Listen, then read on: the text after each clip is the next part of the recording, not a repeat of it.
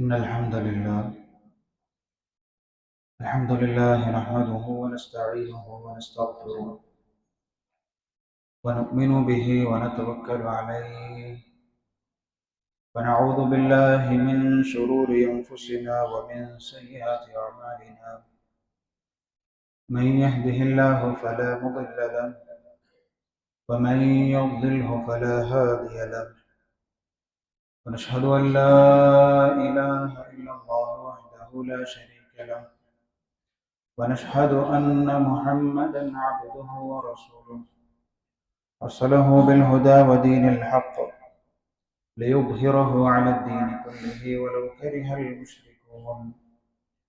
أما بعد، فيا أيها الناس اتقوا الله حق تقاته ولا تموتن إلا وأنتم مسلمون. أعوذ بالله من الشيطان الرجيم. بسم الله الرحمن الرحيم. وإذ قال لقمان لابنه وهو يعظه يا بني لا تشرك بالله إن الشرك لظلم عظيم. അല്ലാഹു സുബ്ഹാനഹു തആലയുടെ മുഴുവൻ കൽപ്പനാ നിയമങ്ങളും നിയമവ്യവസ്ഥകളും ഭൗതിക ജീവിതത്തിലെ മുഴുവൻ സമയങ്ങളിലും അനുസരിച്ച് പാലിച്ച് ജീവിക്കണമെന്ന് സ്വന്തത്തെ ഉണർത്തുന്നത് പോലെ വിശ്വാസികളായ മുഅ്മിനീങ്ങളായ നിങ്ങളേവരെയും ഉണർത്തുകയാണ്, വസിയത്ത് ചെയ്യുകയാണ്.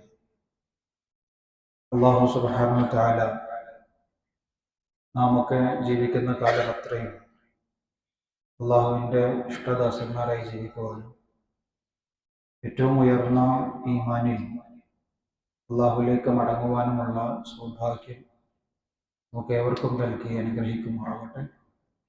നമ്മിൽ നിന്നും സംഭവിച്ചു പോകുന്ന കുറ്റവും കുറവും വീഴ്ചകളും പറയുന്നവരും അള്ളാഹുവിൻ്റെ കരുണ കൊണ്ട് പുറത്തു നൽകി അനുഗ്രഹിക്കുമാറാവട്ടെ. കഴിഞ്ഞ 2 ഖുത്ബകളിൽ അള്ളാഹു പരിശുദ്ധ ഖുർആനിലൂടെ നേർക്കുനേരെ മനുഷ്യരെ അഭിസംബോധന ചെയ്ത് നിങ്ങളുടെ ഭൗതിക ജീവിതത്തിലെ 2 പരീക്ഷണ ഘട്ടങ്ങളെക്കുറിച്ച് വളരെ ശക്തമായ ഭാഷയിൽ സൂചിപ്പിച്ച 2 കാര്യത്തിൽ ഒന്ന് അത് നമ്മുടെ മക്കളാണെന്നുള്ളതാണ്. ആ മക്കളെ പ്രത്യേകിച്ചും പുതിയ കാലത്ത്, പുതിയ മാറ്റങ്ങളുടെ കാലത്ത് സ്വഭാവത്തിലും സംസ്കാരത്തിലും അവർ ജീവിച്ചു വന്നുകൊണ്ടിരിക്കുന്ന സാമൂഹിക മേഖലകളിലുമൊക്കെ അതിവേഗതയിലുള്ള മാറ്റങ്ങളെ കണ്ടുകൊണ്ടിരിക്കുന്ന, അതനുഭവിച്ചു കൊണ്ടിരിക്കുന്ന മക്കളും മാതാപിതാക്കളും ഒക്കെ ജീവിക്കുന്ന പുതിയ കാലത്ത് എങ്ങനെയാണ് എൻ്റെ മകനെയും മകളെയും എനിക്ക് കൂടുതൽ മനസ്സിലാക്കാൻ സാധിക്കുക? ഈ അവധിക്കാലത്ത് അവരെൻ്റെ കൂടെ ഉണ്ടാകുമ്പോൾ ബാപ്പ എന്നുള്ള നിലക്ക്, ഉമ്മ എന്നുള്ള നിലക്ക് എൻ്റെ ഉത്തരവാദിത്വത്തെക്കുറിച്ചിട്ട് ഖുർആൻ സൂചിപ്പിക്കുന്ന പല കാര്യങ്ങളെ കുറിച്ചിട്ടുമാണ് നമ്മൾ ആലോചിച്ചത്. അതിൽ ഒന്നുകൂടി ശ്രദ്ധിക്കേണ്ട സൂറ ലുഖ്മാനിലൂടെ ലുഖ്മാൻ എന്ന് പറയുന്നൊരു പിതാവ് നൂറ്റാണ്ടുകൾക്ക് മുൻപ് ഒരു മകന് കൊടുത്ത ഉപദേശങ്ങളെ പുതിയ കാലത്തെ സാഹചര്യവും പുതിയ കാലത്തെ മാറ്റങ്ങളെയും മനസ്സിലാക്കി ഒരാവർത്തി നമ്മളൊന്ന് ആ ഭാഗം ഓതി വെച്ചാൽ, ആ ഭാഗത്തെ കുറച്ചുകൂടി നന്നായി അറിയാൻ ശ്രമിച്ചാൽ എൻ്റെ മോനെ കുറിച്ചിട്ടാണോ ഈ പറയുന്നത് എന്ന് തോന്നിപ്പോകുന്ന വിധം 2025-ലും 26-ലുമുള്ള പുതിയ കാലത്ത് ജീവിക്കുന്ന മക്കളെ കുറിച്ചിട്ടാണോ നൂറ്റാണ്ടുകൾക്ക് മുന്നിൽ ഖുർആൻ ഒരു പേജിലധികം ബാപ്പ മോന് കൊടുക്കുന്ന ഉപദേശത്തെ പരാമർശിച്ചത് എന്ന് നമുക്കൊരു പക്ഷെ ആലോചിക്കേണ്ടി വരും. കഴിഞ്ഞ ഖുത്ബയിൽ നമ്മൾ പറഞ്ഞു, സാധാരണ ഒരുപാട് പരാതികൾ രക്ഷിതാക്കളെ സംബന്ധിച്ചിടത്തോളം മക്കളെ കുറിച്ചിട്ടുണ്ട്. അത് അവർ ചെയ്തുകൊണ്ടിരിക്കുന്ന തെറ്റുകളോ അവർ ചെയ്തുകൊണ്ടിരിക്കുന്ന പോരായ്മകളോ കൊണ്ടല്ല, സമൂഹത്തിൽ നടന്നുകൊണ്ടിരിക്കുന്ന സംഭവങ്ങൾ മീഡിയയിലൂടെയും വാർത്താ മാധ്യമങ്ങളിലൂടെയും ഞാനും നിങ്ങൾ കാണുമ്പോൾ അതുപോലെ എൻ്റെ മോനായി പോകുന്നുള്ളൊരു ബേജാറാണ്, ഒരു ആശങ്കയാണ്. ആ ആശങ്കയിൽ നിന്നാണ് ഒരു പക്ഷെ ബാപ്പക്കും ഉമ്മാക്കും കുറച്ചും കൂടി എൻ്റെ മകനെ കുറിച്ചിട്ടും മകളെ കുറിച്ചിട്ടും ഒക്കെ ഉള്ള ശ്രദ്ധ കുറഞ്ഞു പോകുന്നുണ്ടോ, കൂടുന്നുണ്ടോ, നന്നായിട്ട് ചെയ്യുന്നുണ്ടോ എന്നൊക്കെ ഉള്ള ആലോചന ദിവസവും വരുന്നത്. കാരണം ഒരു ബാപ്പയും ഒരു ഉമ്മയും സ്വന്തം മകന്റെയും മകളുടെയും ജീവിതത്തിലെ ഒരു പോരായ്മയും കാണാൻ ഇഷ്ടപ്പെടുന്നില്ല. ഒരു തെറ്റിലും അവർ പെട്ടുപോകാൻ അവരാരും ഇഷ്ടപ്പെടുന്നില്ല. അവരെങ്ങനെയാണോ ഇഷ്ടപ്പെടുന്ന ഒരു ജീവിതം, എന്നെ ഹുത്തുബയിൽ സൂചിപ്പിച്ചിരുന്നു, ദമ്പതികളിൽ നിന്ന് മാതാപിതാക്കളിലേക്ക് നമ്മളൊന്ന് ഷിഫ്റ്റ് ആയപ്പോൾ നമ്മളുടെ സ്വന്തം ആഗ്രഹങ്ങളൊക്കെ കടിച്ചു പിടിക്കുന്ന ഒരു ജീവിതം. പിന്നെ മക്കളുടെ ആഗ്രഹത്തിനനുസരിച്ചിട്ട് ബാപ്പയും ഉമ്മയും ജീവിക്കുക എന്നതിൽ നമ്മൾ ബൈ ഡിഫോൾട്ട് ആയിട്ട് തന്നെ നമ്മൾ മെന്റലി പ്രിപ്പയർഡ് ആയി. അതിനനുസരിച്ചിട്ട് മാത്രമേ നമ്മുടെ ഇഷ്ടങ്ങളും വരുള്ളൂ. അവർക്ക് ഇഷ്ടമുള്ള ഭക്ഷണം പാകം ചെയ്യുന്ന നമ്മൾ, അവർക്ക് ഇഷ്ടമുള്ള സ്കൂളിൽ ചേർത്തുന്ന നമ്മൾ, അവർക്ക് ഇഷ്ടമുള്ള കോഴ്സുകൾക്ക് വേണ്ടി പ്രൊമോട്ട് ചെയ്യുന്ന നമ്മൾ, ഒരു പക്ഷേ ഞാനും നിങ്ങളും അല്ലെങ്കിൽ മാതാപിതാക്കളായിട്ട് ആ വലിയ ഉത്തരവാദിത്വം ചെയ്തുകൊണ്ടിരിക്കുന്ന ആളുകൾ വളർന്നൊരു സാഹചര്യവും നമ്മുടെ മക്കൾ വളരുന്നൊരു സാഹചര്യവും തമ്മിൽ ഒരിക്കലും കമ്പയർ ചെയ്തുകൊണ്ട്, അതെ എന്നെങ്ങനെയാണോ എൻ്റെ ബാപ്പ വളർത്തിയത്, എന്നെങ്ങനെയാണോ എൻ്റെ ഉമ്മ വളർത്തിയത്, അതുപോലെ ഞാൻ എൻ്റെ മക്കളെ വളർത്താം എന്ന് വിചാരിക്കുന്നവരെ സംബന്ധിച്ചിടത്തോളം അത് വലിയ അപകടമാണ്.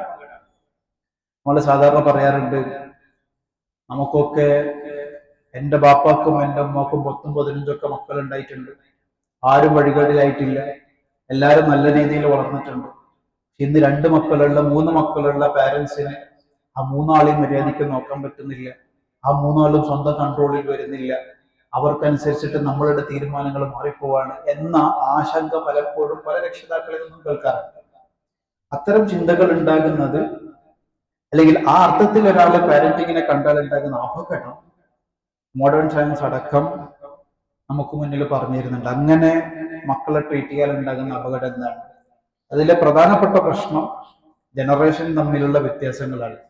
അത് സൈക്കോളജിക്കൽ വ്യത്യാസമുണ്ട്, ബയോളജിക്കൽ ഡിഫറൻസ് ഉണ്ടോ എന്നുള്ളത് ശാസ്ത്രം പഠിച്ചുകൊണ്ടിരിക്കുകയാണ്. മനുഷ്യന്റെ ബ്രെയിനിൽ 15 വർഷം കൂടുമ്പം ജനിക്കുന്ന മനുഷ്യർക്കിടയിൽ അവരുടെ ബ്രെയിനിൽ പോലും ബയോളജിക്കൽ ഡിഫറൻസുകൾ സംഭവിക്കുന്നുണ്ടോ എന്നുള്ള പഠനം നടക്കുന്നുണ്ട്. ആ പഠനം ഒരു ഭാഗത്ത് നടക്കുമ്പോൾ തന്നെ കഴിഞ്ഞൊരു പഠനം ബയോളജിക്കൽ ഡിഫറൻസ് ബ്രെയിനിൽ ഇല്ലെങ്കിലും ബ്രെയിനിന്റെ ഫങ്ഷനിൽ അതിതീവ്രമായ മാറ്റങ്ങൾ ഓരോ 15 വർഷത്തിലുണ്ട്. ഈ അടുത്ത കാലത്തായിട്ട് അത് 5 വർഷം കൂടുമ്പോൾ മാറുന്നുണ്ട് എന്ന് പറഞ്ഞാൽ 80കളിലെ പാരന്റ്സ് ഉണ്ടെങ്കിൽ അവര് ജൻ എക്സ് ആണ്, 90കളിലെ പാരന്റ്സ് ഉണ്ടെങ്കിൽ അവർ ജൻ വൈ ആണ്, 2012 വരെയുള്ള മക്കളെ വളർത്തുന്നവരാണെങ്കിൽ അവര് വളർത്തുന്നത് ജൻ വൈയിൽ നിന്നുകൊണ്ട് ജൻ സിയിൽ, ജൻ സെഡിൽ, ജനറേഷൻ സെഡിലെ കുട്ടികളാണ് അവർ വളർത്തിക്കൊണ്ടിരിക്കുന്നത്. 2012 മുതൽ 2024 വരെ ഉള്ള ഇടയിലുള്ള മക്കളാണെങ്കിൽ അവര് ജനറേഷൻ ആൽഫയാണ്, കുറച്ചും കൂടി അപ്ഡേറ്റഡ് ആണ്. എന്ന് പറഞ്ഞാൽ ജൻ എക്സിലോ ജൻ വൈയിലോ ഉള്ള പാരന്റ്സ് ആണ് സിയെയും ആൽഫയും വളർത്തിക്കൊണ്ടിരിക്കുന്നത്. എന്ന് പറഞ്ഞാൽ രണ്ടു ലോകത്ത് ജീവിക്കുന്ന ആളുകളാണ്. ബാപ്പയുടെയും ഉമ്മയുടെയും ലോകം തമ്മിൽ ഒരു ബന്ധവും ഒരു പെർസെന്റേജ് ബന്ധം പോലും 2012 മുതൽ 24 വരെ, കഴിഞ്ഞ വർഷം വരെ ജനിച്ച കുട്ടികൾക്കില്ല. അപ്പൊ ഇങ്ങനെ ഇല്ലാത്തൊരു മക്കളെ വളർത്തുമ്പോൾ 80കളിൽ നമ്മളെ വളർത്തിയത് 40കളിലും 50കളിലും ഉള്ള ബാപ്പമാരാണ്. അവർ ജീവിച്ചൊരു സാഹചര്യത്തിലല്ല, അവസ്ഥകളിലല്ല നമ്മൾ ജീവിക്കുന്നത്. അതിന് ഒരുപാട് പഠനങ്ങളും വിശദീകരണങ്ങളുണ്ട്. എന്തുകൊണ്ടാണ് 10 മക്കളുള്ള ബാപ്പമാരുടെ മക്കളൊക്കെ നല്ല രീതിയിൽ വളർന്നത് എന്നുള്ളതിനെ കുറിച്ചിട്ടൊക്കെ പഠനമുണ്ട്. അവർ ഭയങ്കര സോഷ്യലൈസ് ആയിരുന്നു, അവർക്ക് ഇന്ററാക്ഷൻ സ്പേസുകൾ ഒരുപാട് ഉണ്ടായിരുന്നു, തറവാട്ടിൽ ജീവിച്ച ആളുകളായിരുന്നു, ഒരുപാട് ആളുകൾക്കിടയിൽ ജീവിച്ച ആളുകളായിരുന്നു. അത് 24-ൽ എത്തിയപ്പം, ആൽഫയിലേക്ക് എത്തിയപ്പം സിംഗിൾ പാരന്റിങ്ങിൽ പോയിട്ടുണ്ട്. ഒരുപാട് കാര്യം ബാപ്പ ഇല്ലാതെ വളരുന്ന മക്കൾ ഉണ്ടായിട്ടുണ്ട്. എന്ന് പറഞ്ഞാൽ ബാപ്പ ഇല്ലാതെ എന്ന് പറഞ്ഞാൽ ബാപ്പയുടെ ടൈം കിട്ടാതെ, ബാപ്പയുടെ സ്പേസ് കിട്ടാതെ, ബാപ്പയുടെ ഇമോഷൻസ് അറിയാതെ വളർന്ന മക്കളുണ്ട്. അല്ലാതെ തന്നെ മറ്റു കുടുംബങ്ങൾ തമ്മിലുള്ള ബന്ധങ്ങളില്ലാതെ, പ്രത്യേകിച്ചും നമ്മുടെ ഒക്കെ ബാംഗ്ലൂർ പോലെയുള്ള സ്ഥലത്ത് കുറച്ചും കൂടി നമുക്ക് മനസ്സിലാക്കാൻ പറ്റുന്ന ഒരു ഫ്ലാറ്റ് കൾച്ചർ ഒക്കെ ഉള്ള സ്ഥലത്ത് അത്തരം കേസുകൾ അല്ലെങ്കിൽ അത്തരം മാറ്റങ്ങൾക്ക് ഒരുപാട് സാധ്യതകളുണ്ട്. അപ്പൊ അതിനെന്താണ് സൊല്യൂഷൻ? പഠനങ്ങളുണ്ട്. അപ്പൊ ആ പഠനങ്ങളെ കുറിച്ചിട്ട് പറയുന്നതിന് മുമ്പ് അള്ളാഹു സൂറ ലുഖ്മാനിൽ നൂറ്റാണ്ടുകൾക്ക് മുമ്പ് ജീവിച്ചൊരു പിതാവ് എന്ന് പറയുന്ന ക്യാരക്ടറിനെ പറഞ്ഞു തരികയാണ്. ഇതൊരു പിതാവാണ്. ആ പിതാവിന് നിങ്ങൾക്കൊക്കെ ഉള്ള പോലെ ഒരു മോനുണ്ട്. ആ മോനിക്ക് കൊടുക്കേണ്ട ബാപ്പ എന്നുള്ള ഒരു റോളിൽ, വളരെ റെസ്പെക്ടബിൾ ആയിട്ടുള്ള ഒരു റോളിൽ മകൻ എന്ന് പറയുന്ന ഒരു അതേത് ജനറേഷൻ ആയിരുന്നാലും കൊടുക്കേണ്ട വളരെ ബേസിക് ആയിട്ടുള്ള ഒരുപാട് പാഠങ്ങൾ, ലെസൺസ് ആണ് കഴിഞ്ഞ 2 ഖുതുബയിലും ആവർത്തിച്ച് പറഞ്ഞത്. അത് ആ സ്പേസിൽ നിന്ന് കിട്ടിയില്ല എങ്കിൽ എത്ര വലിയ യൂണിവേഴ്സിറ്റിയിൽ നിന്നും PG യോ PhD യോ ആ വിഷയത്തിൽ അവനെടുത്താലും അവനക്കത് കിട്ടൂല. കാരണം അത് ഇമോഷനാണ്, നോളജ് അല്ല, ഡാറ്റ അല്ല. ആ ഇമോഷൻ കിട്ടേണ്ട സ്ഥലത്ത് തന്നെ കിട്ടണം. അതുകൊണ്ടാണ് ലുഖ്മാൻ എന്ന് പറയുന്ന ബാപ്പ മോനെ ചേർത്ത് പിടിച്ച്, ആ ചേർത്ത് പിടിക്കലും ചേർത്ത് പിടിക്കുന്ന സമയത്ത് വിളിച്ച വിളിയെ പോലും ഖുർആൻ അഡ്രസ് ചെയ്യുന്നുണ്ട്.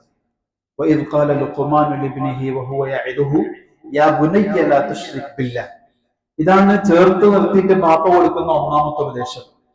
യാ ബുനയ്യ എന്ന വിളി. അത് അഡ്രസ് ചെയ്തുകൊണ്ട് ഒരുപാട് തഫ്സീറുകൾ കാണാം. ഒരുപാട് ഖുർആൻ വ്യാഖ്യാതാക്കൾ അതിനെ പല അർത്ഥത്തിലും വ്യാഖ്യാനിച്ചിട്ടുണ്ട്.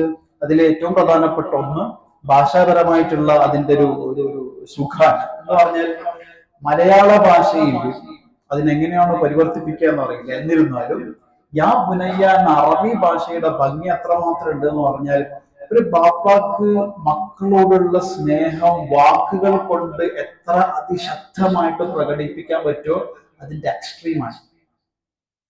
സാധാരണ വലദ്, ഇബിൻ എന്നൊക്കെയാണ് അറബി ഭാഷയിൽ മോന് എന്ന് പറയാ. വലദ് എന്നും പറയും, ഇബിൻ എന്നൊക്കെ പറയും. പക്ഷെ ബുനയ്യ എന്ന് പറയുന്നത് ഇബിനിന്റെ ഒരു എക്സ്ട്രീം വേർഷനാണ്. പൊന്നു മോനെന്നോ അല്ലെങ്കിൽ മലയാള ഭാഷയിൽ നമ്മൾ എന്താണോ സ്നേഹം കൂടുമ്പോ മക്കളെ വിളിക്കുക, ആ വിളിയാണ്.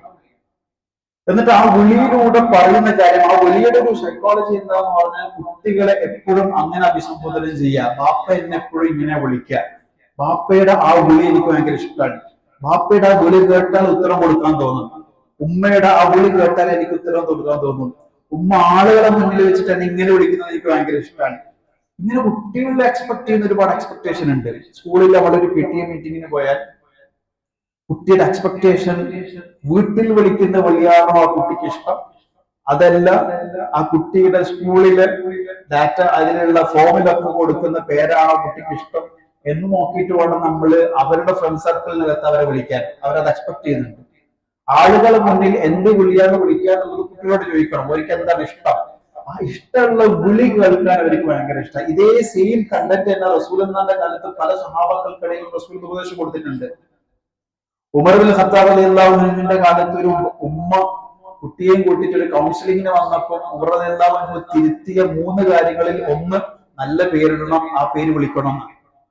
കുട്ടിക്ക് ഇഷ്ടപ്പെട്ട ആളുകളെ മുന്നിൽ പറയാൻ പറ്റിയൊരു പേരിടണം. ആ കുട്ടിക്ക് ബാപ്പയും ഉമ്മയും സ്വന്തം പേര് ആളെ മുന്നിൽ വെച്ചിട്ട് പറയുമ്പോൾ ഇഷ്ടപ്പെടണം. ആ അർത്ഥത്തിലുള്ള പേരിടണം എന്നൊക്കെ പറയുന്നത് ഖുർആനിന്റെയും ഹദീസിന്റെയും ഇസ്ലാമിക ചരിത്രത്തിലൊക്കെ പല ഘട്ടങ്ങളിലും നമ്മൾ കിതാബുകളിൽ കാണുന്ന ഭാഗമാണ്. എന്ന് പറഞ്ഞാൽ, എന്താണോ ബാപ്പ പറയാൻ പോകുന്നത്, ആ പറയാൻ പോകുന്നതിനെ വളരെ ഓപ്പൺ മൈൻഡായിട്ട് കേൾക്കാൻ ആ വിളിയിലൂടെ സാധിക്കുന്ന. ബുനിയ എന്ന് പറഞ്ഞപ്പോൾ തന്നെ ബാപ്പ എന്തോ പറയാൻ പോകുന്നുണ്ട്, സ്നേഹത്തോടെയാണ് പറയുന്നത്, എന്നെ വഴക്ക് പറയാൻ പോകുന്നതല്ല, എന്നെ കുറ്റപ്പെടുത്താൻ പോകുന്നതല്ല, എനിക്ക് എന്തോ ഉപകാരപ്പെടുന്ന ഒരു കാര്യം പറയാൻ പോവാൻ എന്ന് ആ ബുനയ്യ എന്നുള്ള വിളിയിൽ ആ കുട്ടിക്കിന്റെ മെസ്സേജ് അവിടെ പോയി. ആ മെസ്സേജ് അവിടെ സ്റ്റോറായി. കണ്ണു തുറന്നു, കാത് തുറന്നു, മനസ്സ് തുറന്ന് കേൾക്കാൻ പോവാൻ. എന്താ പറയാൻ പോകുന്നത്? ഒന്നാമത് കൊടുത്തത് ലാ തുശ്രിക് ബില്ലാഹ്. ഒരുപാട് വിശദീകരിക്കാൻ സമയമില്ല. എനിക്ക് ലാ തുശ്രിക് ബില്ലാഹ് ഇന്ന ശിർക ലദുൽമുൻ അദീം. ഒന്നാമത് കൊടുത്തത് ദൈവബോധം. ദൈവബോധം എന്ന് പറഞ്ഞാൽ പടച്ചോനുണ്ട് എന്നും പടച്ചോനാണ് എല്ലാം എന്നുള്ളതും, എന്ത് ചെയ്യുന്നുണ്ടെങ്കിലും പടച്ചോന് വേണ്ടി ചെയ്താൽ മതി എന്നുള്ളതും, പടച്ചോന് വേണ്ടി അല്ലാതെ ചെയ്യുന്നത് ഭയങ്കര അപകടമാണെന്നുള്ള കാര്യമാണ് മനസ്സിലാക്കി കൊടുക്കുന്നത്. ലാ തുശ്രിക് ബില്ലാഹ്. ഒരിക്കലും നമ്മളെ മക്കളോട് ഖുർആൻ ലുഖ്മാൻ എന്ന് പറയുന്ന പിതാവ് പറഞ്ഞതുപോലെ അള്ളാഹുവിൽ പങ്കു ചേർക്കരുത്, അല്ലെങ്കിൽ ആ അർത്ഥത്തിലുള്ള ഷിർക്ക് പോലെയുള്ള കുഫ്ർ പോലെയുള്ള അപകടങ്ങളിൽ പെട്ടുപോകരുത് എന്ന് പറയേണ്ട ഒരു സ്റ്റാൻഡേർഡിലാണ് നമ്മുടെ മക്കളുള്ളത് എന്ന് ചോദിച്ചാൽ ഒരു പക്ഷെ അല്ല. അവർക്ക് അള്ളാൻ അറിയാം. അവരൊരിക്കലും ശിർക്ക് ചെയ്യാൻ സാധ്യതയുള്ള ആളുകളല്ല. അവരൊരിക്കലും അള്ളാഹു അല്ലാത്തവരെ വിളിച്ച് പ്രാർത്ഥിക്കാൻ സാധ്യതയുള്ളവരല്ല. അങ്ങനെ വളർന്നവരുമല്ല. അല്ലെങ്കിൽ പിന്നെ അവിടെ എന്താ പറയേണ്ടത്? അല്ലെങ്കിൽ അവിടെ പറയേണ്ടത് ലാ തുശ്രിക് ബില്ലാഹ് എന്നതിന്റെ കുറച്ചുകൂടി ഡീപ്പ് മീനിങ് ആണ്. എന്താ ഡീപ്പ് മീനിങ്? ഒരു കാര്യം ചെയ്യുമ്പോൾ, നിസ്കരിക്കുമ്പോൾ, നന്മകൾ ചെയ്യുമ്പോൾ അള്ളാഹ്ക്ക് വേണ്ടി ചെയ്യണം. ഉമ്മാക്ക് വേണ്ടി ചെയ്യേണ്ട, ബാപ്പാക്ക് വേണ്ടി ചെയ്യേണ്ട. ഒരു കാര്യം ചെയ്യാതിരിക്കുന്നുണ്ടെങ്കിൽ അതും പടച്ചോന് വേണ്ടി. ഈ പടച്ചോൻ എന്നുള്ള ബോധം അവിടെ മനസ്സിലാക്കി കൊടുക്കാൻ, അത് ചെറിയ പ്രായത്തിൽ മനസ്സിലാക്കിയാൽ ഈ ബാപ്പാനെ സംബന്ധിച്ചിടത്തോളം, രക്ഷിതാക്കളെ സംബന്ധിച്ചിടത്തോളം ചെറുപ്പം മുതലേ ആ ട്രെയിനിങ്ങിലാണ് കുട്ടി വളർന്നതെങ്കിൽ, അത് സ്റ്റോർഡ് ആയിട്ടുണ്ടെങ്കിൽ, അത് അവരുടെ ഡെയിലി റൂട്ടീനിൽ വന്നിട്ടുണ്ടെങ്കിൽ ഇത് ക്യാമ്പസിലും നമുക്ക് വിടാം. കാരണം ആ കുട്ടി ഇന്നേ വരെ ജീവിച്ചത് ബാപ്പാക്കും ഉമ്മാക്കും വേണ്ടിയിട്ടല്ല. ഇന്നേ വരെ ആ കുട്ടി നിസ്കരിച്ചത് അവർക്ക് വേണ്ടിയിട്ടില്ല. അതുകൊണ്ട് ഏത് മലിനമായ ക്യാമ്പസിലും മുസല്ലയിട്ട് നിസ്കരിക്കാൻ ആ കുട്ടിക്ക് പറ്റും. ഏത് മലിനമായ അന്തരീക്ഷത്തിലും സ്വന്തം പേഴ്സണാലിറ്റി കീപ്പ് ചെയ്യാനുള്ള സ്ട്രോങ് മെന്റൽ സ്ട്രെങ്ത് ആ കുട്ടിക്ക് ഉണ്ടാവും. അതാണ് സാധാരണ മൂസ അലൈഹി സ്വലാത്തു വസ്സലാം വളർന്നൊരു സാഹചര്യം പറയുന്നുണ്ടല്ലോ. ഫറോവയുടെ മലിനമായ അന്തരീക്ഷത്തിൽ വളർന്ന മൂസ അലൈഹി സ്വലാത്തു വസ്സലാം ഒരു മുർസലായിട്ട് മാറി, ഒരു പ്രവാചകരായിട്ട് മാറി. ബാല്യകാലം ലോകത്തെ ഏറ്റവും മലിനമായ സ്ഥലത്താണ്. ഫറോവയുടെ എല്ലാ മനുഷ്യത്വരഹിതമായ കാഴ്ചകളും കൊലപാതകങ്ങളും സ്വേച്ഛാധിപത്യ ചർച്ചകളും ജനങ്ങളെയും മനുഷ്യരെയും വെട്ടിക്കൊല്ലേണ്ട ചർച്ചകളൊക്കെ കേൾക്കുന്ന ഫറോവയുടെ കൊട്ടാരത്തിലെ മന്ത്രിസഭയിലെ രാജകസേരക്കടയിൽ മൂസ അലൈഹി സ്വലാത്തു വസ്സലാം വളർന്നിട്ട് ഭാവിയിൽ എന്തായത് ഒരു പ്രവാചകനായി. അള്ളാഹുവിന്റെ തീരുമാനമാണ്. അപ്പൊ അതുകൊണ്ട് പ്രിയപ്പെട്ടവര്, നമ്മളുടെ ഈ പറയുന്ന ജനറേഷൻ ഗ്യാപ്പ് മനസ്സിലാക്കിയിട്ട് വേണം നമ്മൾ ട്രീറ്റ് ചെയ്യാൻ എന്നാണ് പറഞ്ഞു വരുന്നത്. ഇത്ര അധികം വർഷങ്ങൾക്കിടയിൽ പുതിയ ഏറ്റവും ലേറ്റസ്റ്റ് ആയിട്ടുള്ള വായന അനുസരിച്ചുകൊണ്ട് 15 വർഷം കൂടുമ്പോൾ മാറുന്ന മാറ്റം ഈ അടുത്ത കാലത്തായി 5 വർഷം കൂടുമ്പോൾ മാറാൻ സാധ്യതയുള്ള സമയത്ത് കുട്ടികൾ വേറൊരു ലോകത്താണെന്നും ഞാൻ ജീവിക്കുന്നത് വേറൊരു ലോകത്താണെന്നും അവരുടെ ലോകം ഏതാണ് എന്ന് പഠിച്ച്, അവരുടെ അന്തരീക്ഷം ഏതാണ് എന്ന് മനസ്സിലാക്കി, അവരുടെ ചിന്ത പോകുന്ന റൂട്ട് ഏതാണെന്ന് മനസ്സിലാക്കി. നമ്മൾ സാധാരണ പറയാറുണ്ടല്ലോ, അവരുടെ ഒരു ഫാൻ ബേസ് എന്ന് പറയുമ്പോൾ നമുക്കൊക്കെ ആരായിരുന്നു ഉണ്ടായത്? പഴയ കാലത്ത് നമ്മളൊക്കെ കണ്ട ചലച്ചിത്ര നടന്മാരോ അല്ലെങ്കിൽ നമ്മൾ പഴയ കാലത്ത് കണ്ട സ്പോർട്സ് രംഗത്തെ ഏതെങ്കിലും കായിക താരങ്ങളോ ഒക്കെ ആണെങ്കിൽ 2024 5 വയസ്സും 6 വയസ്സും വരെയുള്ള കുട്ടികളുടെ അടുത്ത് അവരുടെ ഒരു ഫാൻ ബേസിനെ കുറിച്ചിട്ടൊന്ന് അന്വേഷിച്ചു നോക്കി. നമ്മളുടെ ചിന്തയുടെ ഒരു റേഡിയേഷനിലും ഇല്ലാത്തൊരു ആളെ കുറിച്ച് പറഞ്ഞിരുന്നു. നമ്മൾ ഇന്ത്യയിൽ കേട്ടിട്ട് കൂടി ഉണ്ടാവില്ല. അത് ആരാന്ന് ചോദിച്ചാൽ സൗത്ത് കൊറിയയിലെ വലിയൊരു ഫാൻ ബേസ് ഉള്ള ടീമാണെന്നൊക്കെ അവര് പറയും. അവരുടെ ഡ്രസ്സിംഗ് ഒക്കെ മാറുമ്പോൾ നമ്മളൊരു പക്ഷെ പിന്നെ നമുക്ക് മനസ്സിലായിട്ടുണ്ടാവില്ല ഏത് പ്ലാറ്റ്ഫോമിൽ നിന്നുകൊണ്ടാണ് അല്ലെങ്കിൽ എന്ത് ഇൻസ്പയർ ആയിട്ടാണ് ആ കുട്ടി ഈ ഡ്രസ്സ് പറഞ്ഞത്. നമ്മൾ എത്ര ആലോചിച്ചാലും മനസ്സിലാവില്ല. നമ്മൾ നിരീക്ഷിച്ചു കൊണ്ടിരിക്കുന്ന ചലച്ചിത്രകാരന്മാർ ആരും അത് ധരിക്കുന്നുണ്ടാവില്ല. പക്ഷെ ഈ കുട്ടിക്ക് പിന്നെ ആയിരുന്നു ആ ഡ്രസ് കോഡ് കിട്ടിയെന്ന് ചോദിച്ചാൽ അത് കൊറിയന്ന് കിട്ടുന്നതാണെന്ന് കുട്ടി പറഞ്ഞ കൊറിയർ ആരെയല്ലേ നമ്മൾ ചോദിക്കും. എന്ന് പറഞ്ഞാൽ നമ്മൾ ഇന്നേ വരെ ആലോചിക്കാത്തതോ നമ്മൾ ഇടപെടാത്തതോ എൻഗേജ് ചെയ്യാത്തതോ ഒരു സ്പേസിൽ അവർ ജീവിച്ചുകൊണ്ടിരിക്കുകയാണ്. അങ്ങനത്തെ ഒരു സ്പേസിൽ ജീവിക്കുമ്പം സൂറ ലുഖ്മാൻ സംസാരിക്കുന്നത് പോലെ അവരുടെ മനസ്സറിഞ്ഞ് അവരുടെ സാഹചര്യം മനസ്സിലാക്കിയിട്ട് വേണം അവരെ ട്രീറ്റ് ചെയ്യാൻ.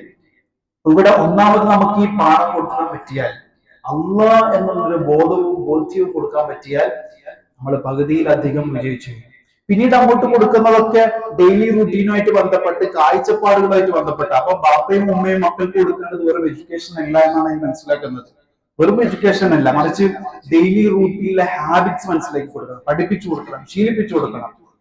അവർക്ക് നിലപാടുകൾ ഉണ്ടാക്കി കൊടുക്കണം. നിലപാടുകൾ എന്ന് പറഞ്ഞാൽ അന്താരാഷ്ട്ര കാര്യങ്ങളിലെ ഏതെങ്കിലും രാജ്യങ്ങൾ തമ്മിലുള്ള നിലപാടുകളെ കുറിച്ചിട്ടല്ല, ജീവിതത്തെ കുറിച്ചിട്ടുള്ള നിലപാട്. എന്തിനാ ജീവിക്കുന്നത്, ഇവരാരാണ്, കുടുംബക്കാരെങ്ങനെയാണ് ട്രീറ്റ് ചെയ്യേണ്ടത്, അയൽവാസികൾ ആരാണ്, അവരെങ്ങനെയാണ് ട്രീറ്റ് ചെയ്യേണ്ടത്, അങ്ങനെയുള്ള വളരെ ബേസിക് ആയിട്ടുള്ള തോട്ട്സുകൾ അവർക്ക് ജന്മന കിട്ടിക്കോളുമോ, അല്ലെങ്കിൽ സ്കൂളിലൊക്കെ പോകുന്നതല്ലേ അവിടുന്നൊക്കെ എവിടുന്നെങ്കിലും മൊറാലിറ്റി ഒക്കെ കിട്ടും എന്ന എക്സ്പെക്ടേഷനിൽ നിൽക്കേണ്ടവരല്ല പാരന്റ്സ് എന്ന് സൂറ ലുഖ്മാൻ സംസാരിക്കുന്നു. അത് നിങ്ങൾ കൊടുക്കേണ്ടതാണ് എന്ന് ഖുർആൻ.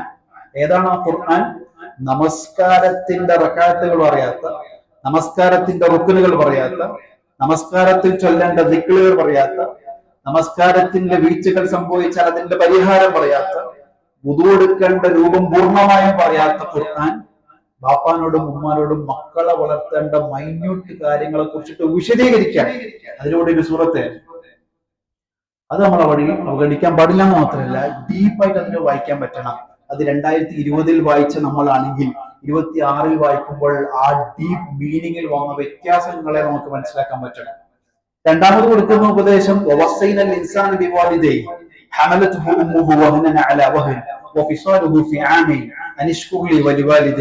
എന്ന അതിമനോഹരമായ ഒരു ഉപദേശം.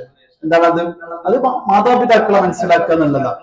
ഈ പറയുന്ന ഉപദേശങ്ങളിൽ നമ്മൾ ഹൈലൈറ്റ് ചെയ്ത് മനസ്സിലാക്കേണ്ടത്, ഞാൻ നേരത്തെ പറഞ്ഞല്ലോ, നൂറ്റാണ്ടുകൾക്ക് മുമ്പാണ് ഒരു സംഭവം.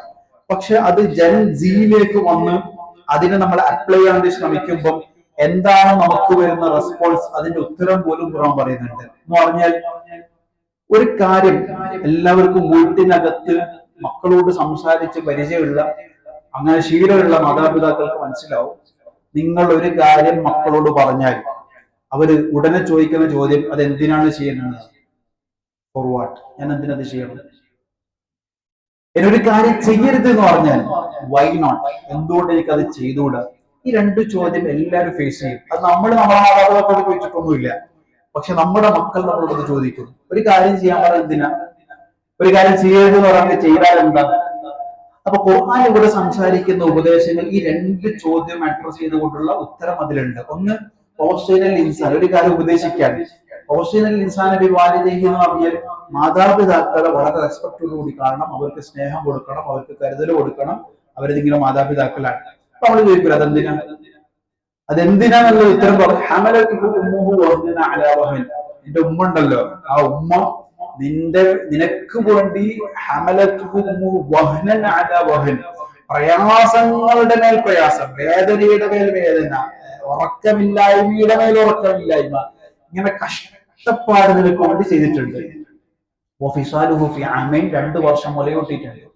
അതുകൊണ്ട് അനുഷ്കുർലി വലിവാലിദൈ, അള്ളാനെ ശുക്ർ ചെയ്യുക, മാതാപിതാക്കളെ ശുക്ർ. ഇത് ഒരുപോലെ ശുക്ർ കൊടുക്കേണ്ട രണ്ടാളാണ്. ഒന്ന് അള്ളയാണ്, രണ്ട് മാതാപിതാക്കളാണ്. ഒരേപോലെ പറഞ്ഞു.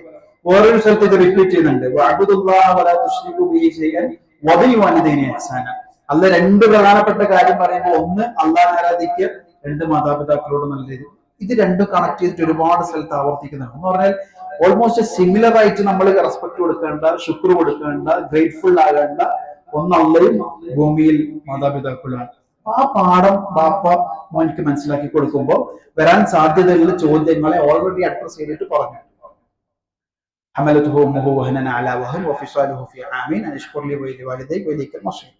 പിന്നെ അങ്ങോട്ട് പറയുന്നത് ഡേ ടു ഡേ ലൈഫിൽ ഉണ്ടാകേണ്ട സ്പിരിച്വൽ ആയിട്ടുള്ള, അതേപോലെ സ്വന്തം പിന്നെ ബിഹേവിയർ ചേഞ്ചസുകളെ കുറിച്ചിട്ട് പറയാണ്. അത്തമിസ്വല, നിസ്കാരം കൃത്യസമയത്ത് നിസ്കരിക്കുക. എവിടൊക്കെ നന്മ ഉണ്ടോ അവിടെ നീ ഉണ്ടാകണം, എവിടൊക്കെ നന്മ ഉണ്ടോ അവിടെ നീ ഉണ്ടാകണം. അപ്പൊ പുതിയ കാലത്തെ കുട്ടികളോട് അതെങ്ങനെയാ പറയാം, എവിടെയൊക്കെ നന്മയായ അല്ലെങ്കിൽ നല്ല ഫ്രണ്ട്ഷിപ്പ് സർക്കിൾ ഉണ്ടോ അവരോട് കൂടിക്കോ. വൻഹാനിൽ മുൻകർ, എവിടെയൊക്കെ നിനക്ക് മോശം എന്തോ ഒരു സ്പെല്ലിംഗ് മിസ്റ്റേക്ക് ഫീൽ ചെയ്താൽ അവിടെ സ്റ്റെപ്പ് ബാക്ക് ചെയ്യണം. എവിടെയൊക്കെ നല്ല നല്ല സൈറ്റുകളുണ്ടോ, നല്ല നല്ല ആപ്പുകളുണ്ടോ, അതൊക്കെ നീ ഡൗൺലോഡ് ചെയ്തോ, പഠിച്ചോ, വായിച്ചോ ഒക്കെ ചെയ്തോ, കുഴപ്പമില്ല. അതിനൊന്നും റെസ്ട്രിക്ഷൻസ് ഇല്ല, നിനക്ക് ഓപ്പൺ ആണ്, അത്രയും എക്സ്പ്ലോർ ചെയ്യാം. പക്ഷേ വൻഹാനിൽ മുൻകർ, എവിടെയൊക്കെ മോശമായ സൈറ്റുകളുണ്ടോ അവിടെ നീ ഉണ്ടാകാൻ പാടില്ല, എവിടെയൊക്കെ മോശമായ ചാറ്റ്സുകളുണ്ടോ അവിടെ നീ ഉണ്ടാകാൻ പാടില്ല. ഇങ്ങനെ അവർക്ക് മനസ്സിലാകുന്ന ഭാഷയിൽ പറഞ്ഞു കൊടുക്കാൻ വേണ്ടി ഖുർആൻ സംസാരിക്കാൻ. എന്നിട്ട് പറഞ്ഞു വഅ്മുർ മഅറൂഫും വൻഹാനിൽ മുൻകർ എന്നൊക്കെ പറഞ്ഞിട്ട് ഈ ചെറിയ കാലം മുതലേ ജീവിക്കാന്ന് പറയുന്നത് അത്ര എളുപ്പമല്ല. കാരണം നിന്റെ കൂട്ടുകെട്ട എല്ലാവരും വഅ്മുർ മഅറൂഫുമായിരിക്കില്ല. പല അർത്ഥത്തിലുള്ള ആളുകൾ നിന്റെ കൂട്ടത്തിലുണ്ട്, പല മോശം ബിഹേവിയറുള്ള ആളുകളുണ്ട്. മോശം ബിഹേവിയറുള്ള പാരന്റിങ് കിട്ടിയ ചെറുപ്പം മുതലേ ദുർഗുണമുള്ള കുട്ടികളൊക്കെ ഒരുപക്ഷെ ഉണ്ടാവും. നീ അവിടെ ചെയ്യേണ്ടത് നിന്നെ ഒരുപാട് ആൾ കളിയാക്കും, ഒരുപാട് ആളുകൾ ഒറ്റപ്പെടുത്തും. നീ മാത്രം വലിയ ആളാണെന്നൊക്കെ നിന്നോട് ചോദിക്കും. ആ സമയത്ത് നിനക്ക് ബാധിക്കുന്ന എല്ലാത്തിനും ക്ഷമ പഠിപ്പിച്ചു കൊടുക്കാം. കാരണം നമ്മൾ ഓൾറെഡി ജീവിതത്തിന്റെ കാഴ്ചപ്പാട് പഠിപ്പിച്ചു കൊടുത്ത കുട്ടിയാണ്. ജീവിതം എങ്ങനെയാണ്, സോഷ്യൽ സ്ട്രക്ചർ എങ്ങനെയാണ്, സോഷ്യൽ ലൈഫ് എങ്ങനെയാണ്. സ്കൂളിൽ പോകുമ്പോൾ ഒരു സോഷ്യലിനെ എൻഗേജ് ചെയ്യുമ്പോൾ നിനക്ക് കാണാൻ പറ്റുന്ന ഉപ്പാനെയും ഉമ്മാനെയും പോലെയുള്ള നല്ല സ്വഭാവമുള്ള ആളുകളെ മാത്രമേ ഇരിക്കില്ല, എല്ലാരെയും കാണണം, എല്ലാരെയും മനസ്സിലാക്കണം. അതിൽ നിന്ന് വഅ്മുർ ബിൽ മഅറൂഫ് വൻഹാ അനിൽ മുൻകർ എന്ന് പറയുന്ന നിലപാട് നീ ഉണ്ടാകണം. അതിനുശേഷം അവസാനിപ്പിക്കുന്ന ഭാഗത്ത് വളരെ ബേസിക് ആയിട്ടുള്ള ചില മര്യാദകൾ പഠിപ്പിച്ചു കൊടുക്കാൻ. വലാ തുസാഇർ ഖദ്ദക ലിന്നാസ്, പ്രത്യേകിച്ചും പുതിയ ജൻ ആൽഫയെ കുറിച്ചിട്ടും ജൻസിയെ കുറിച്ചിട്ടും ഒക്കെ എപ്പോഴും നമ്മൾ പരാതി പറയുന്ന ആളുകളോട് സംസാരിക്കുന്നില്ല. ഗസ്റ്റുകൾ വരുമ്പോൾ മാറി നിൽക്കാൻ, കൂട്ടത്തിൽ ആളുകളോട് സംസാരിക്കാൻ അവർക്ക് പറ്റുന്നില്ല, ആളുകളോട് സംസാരിക്കാൻ അവർക്ക് ഇഷ്ടമല്ല, അവർക്ക് ആകെ ഇഷ്ടമല്ല അഞ്ചാളുണ്ട്, 5 സർക്കിൾ മാത്രമേ അവർ സംസാരിക്കുള്ളൂ എന്നൊക്കെ നമ്മൾ പരാതി പറയാറുണ്ടല്ലോ. ബാപ്പ മോൻക്ക് കൊടുക്കുന്ന ഉപദേശം, മോനെ നീ വലാ തുസഹിർ ഖദ്ദക ലിന്നാസ്, ജനങ്ങള് ആരെങ്കിലും വന്നാൽ തിരിഞ്ഞു നടക്കാൻ പാടില്ല. വന്നാൽ അവരെ മുഖത്ത് നോക്കിയിട്ട് അഡ്രസ് ചെയ്യണം, സലാം പറയണം, അവരോട് സംസാരിക്കണം, അവരോട് അന്വേഷിക്കണം. ഇതിനൊക്കെ പല അർത്ഥത്തിലുള്ള മോഡേൺ സ്റ്റഡീസുകളൊക്കെ പുതിയ ജനറേഷനിൽ എന്തുകൊണ്ട് അങ്ങനെ സംഭവിക്കുന്നു എന്ന് ചോദിച്ചാൽ, ഞാൻ നേരത്തെ പറഞ്ഞതുപോലെ, ഒന്ന് അവരുടെ ബ്രെയിനിൽ ബയോളജിക്കൽ ചേഞ്ചസ് സംഭവിക്കുന്നു എന്നുള്ള പഠനം നടക്കുന്നു. 2, ബ്രെയിനിൽ ബയോളജിക്കൽ ചേഞ്ചസ് ഇല്ലെങ്കിലും ഫങ്ഷണൽ ചേഞ്ചസ് ഉണ്ട്. എന്ന് പറഞ്ഞാൽ അവർ ഇമ്പൾസീവ് ബിഹേവിയറിന്റെ ആളുകളാണ്. പുതിയ ആൽഫ ജനറേഷനും ജൻസിയും. എന്താണ് ഇമ്പൾസീവ് ബിഹേവിയർ എന്ന് പറഞ്ഞാൽ? ഒരു കാര്യത്തിൽ ഒതുങ്ങിക്കൂടുകയും എന്തോ ഒരു കാര്യത്തിന് വേണ്ടി എപ്പോഴും വാശി പിടിക്കുകയും ചെയ്യുന്ന ഒരു കാര്യം. എന്തുകൊണ്ട് അങ്ങനെ സംഭവിക്കുന്നു പറഞ്ഞാൽ, പ്രത്യേകിച്ച് ഈ ജനറേഷൻ ഗ്യാപ്പിന് ഒരു ഉദാഹരണത്തിൽ മനസ്സിലാക്കിയാൽ, പഴയ കാലത്ത് നമുക്കൊരു പുസ്തകം വായിക്കാൻ 2.5 മണിക്കൂർ വേണം, അല്ലെങ്കിൽ 3.5 മണിക്കൂർ വേണം, അല്ലെങ്കിൽ 2 ദിവസം 3 ദിവസം. ഒരു ഇഷ്ടപ്പെട്ട പുസ്തകം ഒരാൾ വായിക്കുക ഒരാഴ്ച സമയം എടുത്തിട്ടാണ് അയാൾ അതിനു വേണ്ടി ടൈം കൊടുക്കും. പുസ്തകത്തിന്റെ കാലമൊക്കെ കുറച്ചും കൂടി കഴിഞ്ഞ് ഇങ്ങോട്ട് വന്ന് ചലച്ചിത്രം വന്നു, സിനിമകൾ വന്നപ്പോ നമ്മൾക്ക് വേണ്ടുന്ന നോളജ് അല്ലെങ്കിൽ നമ്മളുടെ ഒരു എന്റർടൈൻമെന്റ് 2.5 മണിക്കൂറിൽ മാറി. ഒരാഴ്ച എന്നുള്ളത് 2.5 മണിക്കൂറിൽ. സിനിമയുടെ കാലത്തിൽ നിന്നും മോഡേൺ ടെക്നോളജി യൂട്യൂബിലേക്ക് വന്നപ്പോൾ നമുക്ക് വേണ്ടുന്ന നോളജ്, നമുക്ക് വേണ്ടുന്ന കണ്ടന്റ്, നമുക്ക് വേണ്ടുന്ന ഒരു എന്റർടൈൻമെന്റ് 2.5 മണിക്കൂർ എന്നുള്ള സാധനം 20 മിനിറ്റ് ആക്കി തോന്നും. യൂട്യൂബും മാറി അത് റീൽസിലേക്കും ഷോർട്സിലേക്കും വന്നപ്പോൾ 20 മിനിറ്റ് എന്നുള്ളത് 20 സെക്കൻഡിലാക്കി ചുരുക്കി തോന്നും. നമുക്ക് നോളജ് വേണമെങ്കിൽ, ഒരു കണ്ടന്റ് വേണമെങ്കിൽ, ഒരു എന്റർടൈൻമെന്റ് വേണമെങ്കിൽ 20 സെക്കൻഡ് സ്പെൻഡ് ചെയ്താൽ മതി. അപ്പൊ ഇപ്പത്തെ പഴയ കാലത്ത് നമ്മളുടെ ബാല്യം ഒരാഴ്ച കാത്തു നിന്ന് കിട്ടിയ ഒരു എന്റർടൈൻമെന്റ് ആണെങ്കിൽ, ഇന്നത്തെ കുട്ടികളെ സംബന്ധിച്ചിടത്തോളം 20 സെക്കൻഡ് കൊണ്ട് കിട്ടുന്ന എന്റർടൈൻമെന്റ് ആണ്. അത് സ്ക്രോൾ ചെയ്യുന്ന കാലം വരെ മാറി. ഇത്രയും നാൾ നമ്മൾ സ്ക്രോളിനെ കുറിച്ചിട്ടായിരുന്നു പറഞ്ഞത്. സ്ക്രോൾ ചെയ്യുന്ന കാലം കൂടി മാറി. സ്ക്രോൾ ചെയ്യാതെ നമ്മളുടെ മനസ്സ് മനസ്സിലാക്കിയിട്ട് ഓട്ടോമാറ്റിക്കായിട്ട് സ്ക്രോൾ ആയിക്കോളും.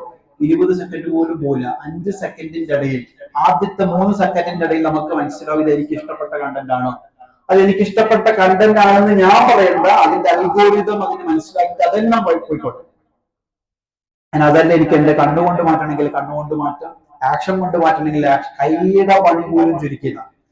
അത് കുട്ടികൾ ഇങ്ങനെ ആയതുകൊണ്ട് കമ്പനീസ് അങ്ങനെ തീരുമാനിച്ചതാണ്. അതല്ലാതെ കുട്ടികൾ റീല് കണ്ട് അവരുടെ ബ്രെയിൻ അങ്ങനെ ആയതല്ല എന്നതാണ് പഠനം. അവരുടെ ജനറേഷൻ 2024 വരെ ജനിക്കുന്ന കുട്ടികളുടെ ബ്രെയിനിന്റെ ഫങ്ഷൻ അത് അങ്ങനെയാണ്. അതുകൊണ്ട് നമ്മളുടെ കമ്പനീസ്, IT കമ്പനീസ്, മെറ്റ പോലെയുള്ള എല്ലാവരും കൂടി തീരുമാനിക്കുകയാണ് 20 മിനിറ്റ് എന്നുള്ളത് 20 സെക്കൻഡിലേക്ക് ചുരുക്കണം. ഇങ്ങനെ ചുരുങ്ങിയ ജീവിത ബ്രെയിനിൽ സ്റ്റോർ ചെയ്യുന്ന കുട്ടികളെ സംബന്ധിച്ചിടത്തോളം ലൈഫിൽ എല്ലാത്തിനും ഈ ഇമ്പൾസീവ് ബിഹേവിയർ എഫക്ട് ആവുന്ന, പ്രത്യേകിച്ചും അവരുടെ ഇമോഷണൽ ഇന്റലിജൻസ് അത് കുറഞ്ഞുകൊണ്ടിരിക്കുകയാണ്. ഇമോഷൻസ് അറിയില്ല, ഇമോഷൻസ് ഫീൽ ചെയ്യാനുള്ള സാഹചര്യങ്ങളില്ല, അവർക്ക് അൺസ്ട്രക്ചേർഡ് ആയിട്ടുള്ള പ്ലാനുകളോ ഗെയിംസുകളോ ഇല്ല. കാരണം നമ്മൾ തന്നെ അവർക്ക് കളിക്കാൻ വിടുകയാണെങ്കിൽ കംപ്ലീറ്റ് സ്ട്രക്ചർ ചെയ്ത് കൊടുക്കും. എല്ലാ കാര്യങ്ങളും ഒരുക്കിയിട്ട് അവസാനം ഒരു കളിപ്പാട്ട് ഇടുന്നത് പോലെ കളിക്കാൻ വേണ്ടി നമ്മൾ ഒരുക്കാൻ. പക്ഷെ നമ്മൾ കളിച്ചത് അൺസ്ട്രക്ചേർഡ് പ്ലാൻ ആയിരുന്നു. ബൗണ്ടറി വരച്ചത് നമ്മളാണ്, ഗോളി പോസ്റ്റ് ഉണ്ടാക്കിയത് നമ്മളാണ്, ടീം ഉണ്ടാക്കിയത് നമ്മളാണ്, പ്രശ്നം വരുമ്പോ ആ പ്രശ്നം സോൾവ് ചെയ്തത് നമ്മളാണ്. അപ്പൊ ആ കാലഘട്ടത്തിൽ നിന്നും ഈ കാലഘട്ടത്തിലേക്ക് വരുമ്പോൾ ഒരുപാട് ഗുണങ്ങളുടെയും ദോഷങ്ങളുടെയും എഫക്റ്റുകളെ മനസ്സിലാക്കി എവിടെയാണ് ഞാൻ അതിൽ എൻഗേജ് ചെയ്യേണ്ടതെന്നുള്ളതാണ് ഒരു പാരന്റിന്റെ ഏറ്റവും വലിയ ദൗത്യം. അവസാനിപ്പിക്കുന്നത്, മോനെ സോഷ്യൽ ഇന്ററാക്ഷൻ നന്നായിട്ടുണ്ടാകണം. വീട്ടിനകത്ത് മാത്രമല്ല, ആളുകളോട് സംസാരിക്കാൻ പറ്റണം. വലാ തംശി ഫിൽ അർളി മറഹ, നടത്തത്തിൽ സൂക്ഷിക്കണം. നിന്റെ നടത്തം അഹങ്കാരത്തിന് നടത്താക്കാൻ പാടില്ല. വളരെ മിതമായ ചെറിയ കാര്യമാണ്, പക്ഷെ ഖുർആൻ ഹൈലൈറ്റ് ചെയ്ത് പറയാൻ. എന്നിട്ട് പറഞ്ഞു നടത്തത്തിലും സൂക്ഷ്മത വേണം, വർത്തമാനത്തിലും സൂക്ഷ്മത വേണം. ഒരാളോട് എങ്ങനെയാണ് സംസാരിക്കേണ്ടത്? ടീച്ചറോട് സംസാരിക്കുന്ന പോലെയാണോ ബാപ്പാനോട് സംസാരിക്കേണ്ടത്? ഫ്രണ്ട്സിനോട് സംസാരിക്കുന്ന പോലെയാണോ ഇക്കാക്കാനോട് സംസാരിക്കേണ്ടത്? ഇനി സംസാരിക്കുന്ന അതിന്റെ സൗണ്ട് മോഡുലേഷൻ എങ്ങനെയാണ്? രണ്ടാളോട് സംസാരിക്കും, മൂന്നാമതായിട്ട് ഡിസ്റ്റർബ് ആകാൻ പറ്റുമോ? ഇങ്ങനെ പേഴ്സണാലിറ്റി ഡെവലപ്മെന്റിന്റെ ഏറ്റവും പീക്ക് ലെവലിൽ കടന്നു പോകുന്ന സൂറ ലുഖ്മാനിന്റെ ആ ഭാഗം, പ്രിയപ്പെട്ടവരെ, മാതാപിതാക്കൾ എന്ന അർത്ഥത്തിൽ നമ്മളുടെ മക്കളുടെ കാര്യത്തിൽ അള്ളാഹു ഏൽപ്പിച്ച അമാനത്താണ് എന്ന ബോധ്യത്തിൽ മക്കളെ കുറിച്ചിട്ട് വളരെ ആശങ്കയും അതേസമയം വലിയ പ്രതീക്ഷയുമുള്ള ആളുകൾ എന്ന നിലയ്ക്ക് ഞാനും നിങ്ങളും അത്തരം വിഷയങ്ങളിൽ, പ്രത്യേകിച്ച് നമ്മുടെ കൂട്ടത്തിൽ മക്കളുള്ള ഈ സമയത്ത് സമയവും നമ്മളുടെ സ്പേസും അവർക്ക് നന്നായിട്ട് അനുഭവിക്കാനും ആസ്വദിക്കാനും പറ്റേണ്ടതുണ്ട്.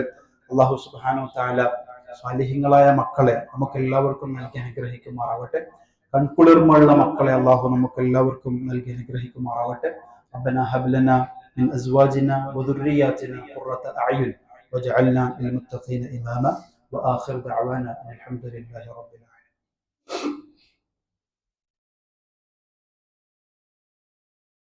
الحمد لله الواحد الأحد الصمد الذي لم يلد ولم يولد ولم يكن له كفوا أحد.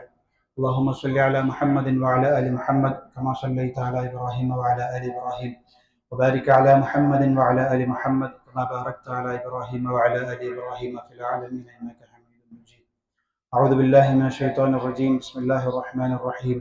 يا أيها الذين آمنوا اتقوا الله ولتنظر نفس ما قدمت لغد واتقوا الله إن الله خبير بما تعملون. അള്ളാഹു സുബ്ഹാനഹു തആലയുടെ മുഴുവൻ കൽപ്പനാ നിയമങ്ങളും നിയമവ്യവസ്ഥകളും ജീവിതത്തിലുടനീളം അനുസരിച്ച് പാലിച്ച് ജീവിക്കണമേ എന്ന് ഒരിക്കൽ കൂടി ഉണർത്തുകയാണ്. അള്ളാഹു സുബ്ഹാനഹു തആല അവൻ ഏറ്റവും ഇഷ്ടപ്പെടുന്ന അവന്റെ ഇഷ്ടദാസന്മാരിൽ നാം ഏവരെയും ഉൾപ്പെടുത്തി അനുഗ്രഹിക്കുമാറാവട്ടെ. നമ്മിൽ നിന്നും സംഭവിച്ചു പോകുന്ന കുറ്റവും കുറവും വീഴ്ചകളും പരായ്മകളും അള്ളാഹുവിന്റെ കരുണ കൊണ്ട് പുറത്തു നൽകി അനുഗ്രഹിക്കുമാറാവട്ടെ. നമ്മിലെ രോഗികൾക്ക് അള്ളാഹു പൂർണ്ണ ശിഫ നൽകി അനുഗ്രഹിക്കുമാറാവട്ടെ. മാരകമായ രോഗങ്ങൾ കൊണ്ട് പ്രയാസപ്പെടുന്ന ഒട്ടനവധി സഹോദരന്മാരുണ്ട്. എല്ലാവർക്കും അള്ളാഹു പൂർണ്ണ ആരോഗ്യം നൽകി അനുഗ്രഹിക്കുമാറാവട്ടെ. പൂർണ്ണ ശിഫ നൽകി അനുഗ്രഹിക്കുമാറാവട്ടെ. അപകട രോഗങ്ങളെ തൊട്ടും അപകട മരണങ്ങളെ തൊട്ടും അള്ളാഹു നമ്മയും നമുക്ക് വേണ്ടപ്പെട്ടവരെയും ഒക്കെ കാത്തുരക്ഷിക്കുമാറാവട്ടെ.